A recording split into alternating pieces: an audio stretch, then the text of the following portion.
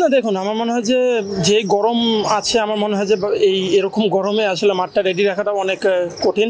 এরপরেও আমার মনে হয় যে একটু হার্ড আউটফিল্ড ছিল, বাট আমার মনে হয় যে এত গরমের মধ্যে যেটা আমরা পাচ্ছি সেটাই আমাদের মনে হয় যে গ্রাউন্ডসম্যানদেরকেও ক্রেডিট দেওয়া উচিত।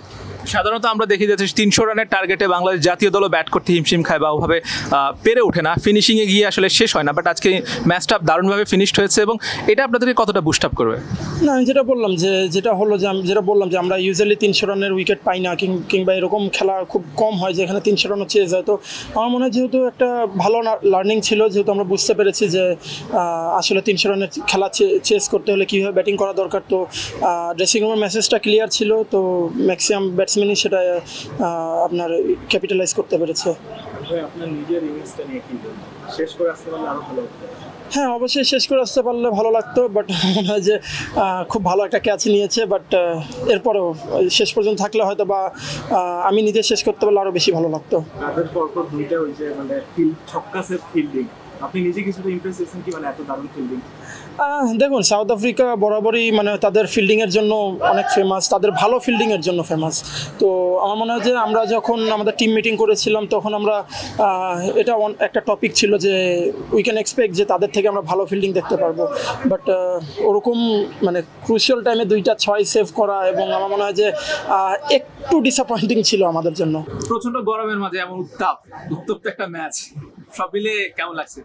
না, মানে খুব ভালো একটা ম্যাচ ছিল, কারণ ইউজুয়ালি আমরা এরকম দেখি না যে 300 রানের উইকেট আমরা খুব কম পাই। তো উইকেট খুব ভালো ছিল এবং তারাও খুব ভালো ব্যাটিং করেছে, এবং আমার মনে হয় যে এরকম একটা ক্রুশিয়াল মোমেন্ট থেকে আমরা ম্যাচটা জিততে পেরেছি, তো অনেক কিছু শেখার মতো ছিল। আপনি আউট হওয়ার পর মনে হচ্ছে দর্শকরা একটু হতাশ হয়েছে যে ম্যাচটা হাতছাড়া হয়ে গেল কিনা, আপনার কি বিশ্বাস ছিল যে শেষ পর্যন্ত ম্যাচটা ফিনিশিং হবে?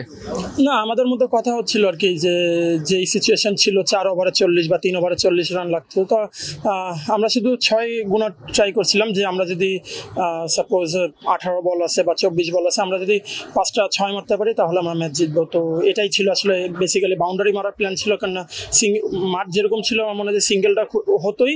তো আমাদের টার্গেটই ছিল প্রত্যেক ওভারে একটা বাউন্ডারি মারার। শেষ প্রশ্ন, মানে অনেকক্ষণ দর্শকরা চুপচাপ ছিল, আপনি যখন নামলেন সবাই যেন একটা প্রাণ ফিরে পাইলো। আকবর আলী ব্যাটিং করতেছে, তাদের কাছে অনেক মানে ব্যাপারটা এমন যে আকবর ম্যাচ জিতাই দিল, যে সিচুয়েশন যেমনই হোক না কেন। দর্শক নিয়ে কি বলবেন? না, আমার মনে হয় যে খুবই ভালো ছিল দর্শকদের সাপোর্ট। আশা করবো নেক্সট ম্যাচ থেকে আরও অনেক মানুষ আসবে খেলা দেখতে, যেটা আমরা সবসময় চাই, যে আমরা বলি সবসময় যে দর্শকরাই খেলার প্রাণ। তো আমরা আশা করবো যে যেরকম সাপোর্টটা তারা করেছে এখানেও ইনশাল্লাহ 2টা ম্যাচে সাপোর্ট পাবো সেরকম, আর চিটাগাং ঢাকাতেও ইনশাল্লাহ পাবো। তোফায়েল আহমেদ এবং রাকিবুল হাসানের ব্যাটিং নিয়ে কি বলবেন?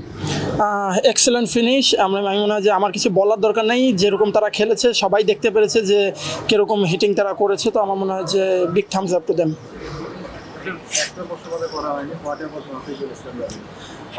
চমৎকার। আমার মনে হয় যে পুরো খেলাটাকে সে পেস দিয়েছে, কারণ আপনি যখন 300 রানের ইনিংস চেস করবেন, 300 রান চেস করবেন, তখন অবশ্যই টপ অর্ডার থেকে একটা বড় রান আশা করা যেতে পারে। রবিনের সাথে কথা হচ্ছিল, রবিন নিজেও জানে যে সে 130-40 করে আসতে পারতো, বাট আমার মনে হয় যে সে যেভাবে পেস করেছে ইনিংসটাকে, এক্সেলেন্ট। Thank you.